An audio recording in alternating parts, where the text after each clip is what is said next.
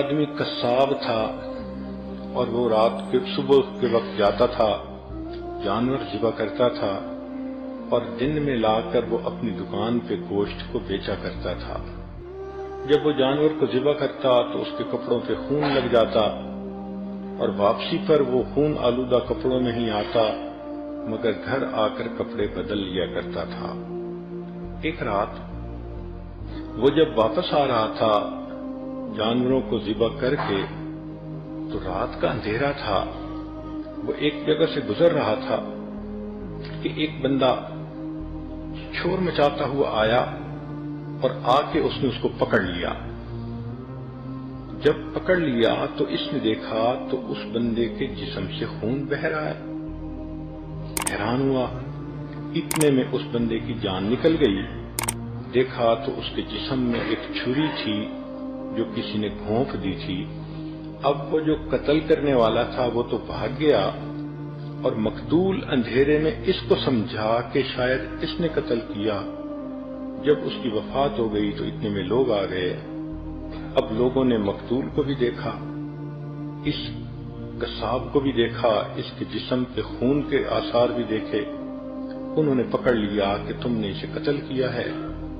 چنانچہ قاضی کے پاس مقدمہ گیا، قاضی نے گواہ دیکھے، مقتول کو دیکھا تو اس نے اس کے اوپر قصاص کا حکم لگا دیا کہ جان کے بدلے جان، اس بندے کو پھانسی دی جائے گی، اس کا سر قلم کیا جائے گا۔ چنانچہ جب سر قلم کرنے کے لیے اس بندے کو مجمع کے سامنے لایا گیا تو اس وقت اس کی آنکھوں میں آنسو آ گئے۔ تو جو لانے والا پولیس افسر تھا اس نے پوچھا کہ تم کیوں رو رہے ہو، تمہیں اپنے جرم کے اوپر ندامت ہو رہی ہے؟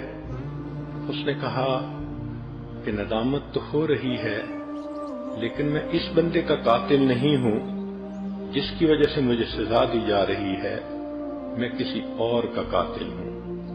اس نے کہا تمہاری سٹوری کیا؟ اب اس لڑکے نے اپنی سٹوری سنائی۔ میری جوانی کی عمر تھی، میں اس زمانے میں کشتی چلاتا تھا اور ایک بڑا دریا تھا، لوگوں کو ایک کنارے سے دوسرے کنارے کی طرف لے جاتا تھا۔ ایک دن ایک عورت اور اس کی بیٹی میرے ساتھ کشتی پر سوار ہوئیں۔ میں نے لڑکی کو دیکھا تو وہ بہت خوبصورت چاند کا ٹکڑا تھی، میرا دل اس پر فریفتہ ہو گیا۔ میں نے اس لڑکی سے اشاروں میں باتیں شروع کر دیں۔ لڑکی نے دیکھا کہ یہ نوجوان میرے اندر انٹرسٹ لے رہا ہے تو اس نے بھی مجھ سے اشاروں میں بات کی، حتیٰ کہ ہمارے درمیان ایک تعلق ایک دوسرے کے ساتھ ہو گیا۔ مگر لڑکی نے کہہ دیا کہ میں نکاح کے بغیر آپ کے قریب نہیں آؤں گی، آپ اگر مجھے اتنا چاہتے ہیں تو میرے والد سے بات کریں۔ لگتا تھا کہ وہ لڑکی بہت نیک، تقیہ نقیہ پاک دامنہ لڑکی تھی۔ کہنے لگا کہ 1 سال میں اس کی محبت میں تڑپتا رہا، بالآخر میں نے اس کے باپ سے نکاح کا پیغام بھیجا تو والد نے کہا کہ نہیں، میری بیٹی بہت خوبصورت اور بہت نیک ہے، تمہارے پاس نہ علم ہے نہ تمہارے پاس نیکی ہے، تمہارا کوئی جوڑ نہیں بنتا۔ اس نے میرے رشتے کو ریجیکٹ کر دیا۔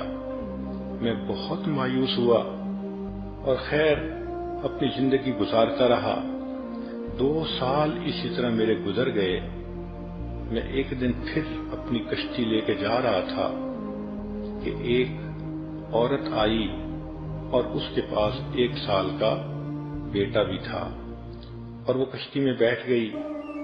جب میں نے کشتی چلانی شروع کی اور میں نے غور سے دیکھا تو میں نے دیکھا کہ یہ وہی لڑکی تھی جس کو میں نے اپنی محبوبہ بنایا تھا اور 1 سال جس کی محبت میں پاگل ہوا تھا۔ میں نے اس سے بات چیت شروع کر دی۔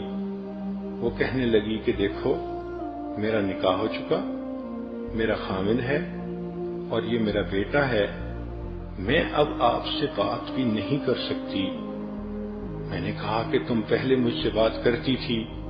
اس نے کہا اس وقت میں کنواری تھی، رشتے کے لیے آپ نے میری طرف توجہ کی تو میں نے آپ کو گائیڈ کیا کہ میرے والد سے رابطہ کریں۔ چنانچہ اب تو یہ معاملہ اوور ہو چکا۔ میں نے اس کو کہا نہیں، میں نے تمہیں بہت مس کیا، میں بہت تڑپا تمہارے لیے، راتوں کو روتا تھا۔ اس نے کہا کہ مجھے اس وقت آپ سے کوئی بات نہیں کرنی، اس لیے کہ میں کسی کی امانت ہوں۔ میں نے اس کو بہت ہی فحش قسم کی باتیں سنا کر جذبات میں لانا چاہا، مگر وہ بالکل خاموش بت بن کے بیٹھی رہی۔ میرے دل میں گناہ کا خیال آیا۔ میں نے اس سے کہا کہ اچھا، یہ بچہ تو چھوٹا ہی ہے نا، تم اسی کشتی کے اندر اس وقت میرے قریب آؤ اور مجھے اپنی خواہش پوری کرنے دو۔ اس نے کہا دیکھو اللہ سے ڈرو، میں کسی کی امانت ہوں، تم اس مہر کو مت توڑو۔ مگر میرے اوپر تو شہوت سوار تھی، میں درندہ بنا ہوا تھا۔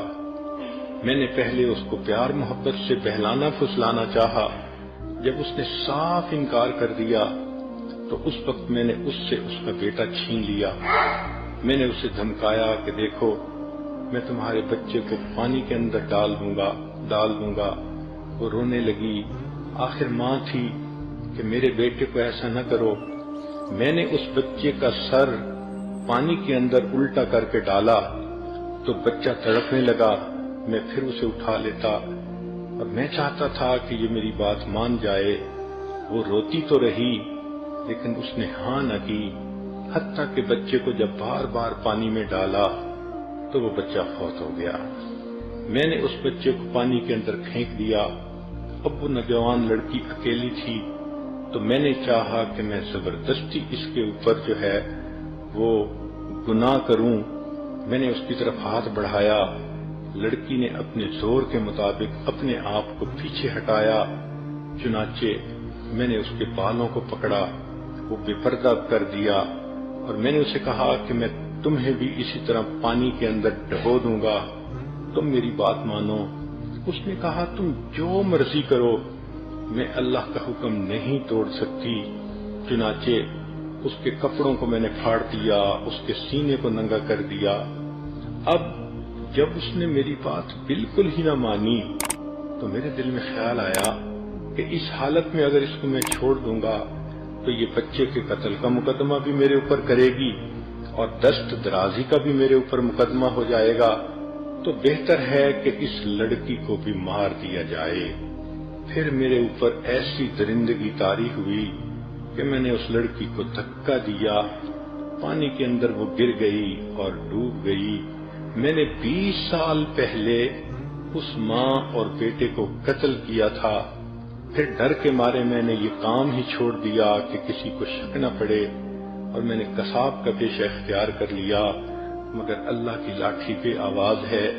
آج 20 سال گزرنے کے بعد ظاہر میں بے قصور ہوں کہ اس آدمی کو میں نے قتل نہیں کیا، مگر اس قتل کے بدلے اللہ نے مجھے آج پھانسی کے تختے پہ لا کھڑا کیا۔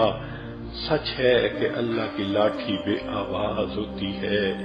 تو سوچئے کہ اس لڑکی کو اللہ نے اتنی ہمت دی کہ وہ اپنی جان تو دے دیتی ہے، اپنے سامنے بیٹے کو مرتا دیکھ تو لیتی ہے، مگر اپنے جسم کو ہاتھ نہیں لگانے دیتی۔ یہ وہ لڑکی ہوگی قیامت کے دن، اس کو اللہ تعالیٰ تاج پہنائیں گے، جنت میں اس کو عزتوں کی جگہ عطا فرمائیں گے۔ اهدنا الصراط المستقیم، ہم کو سیدھے رستے چلا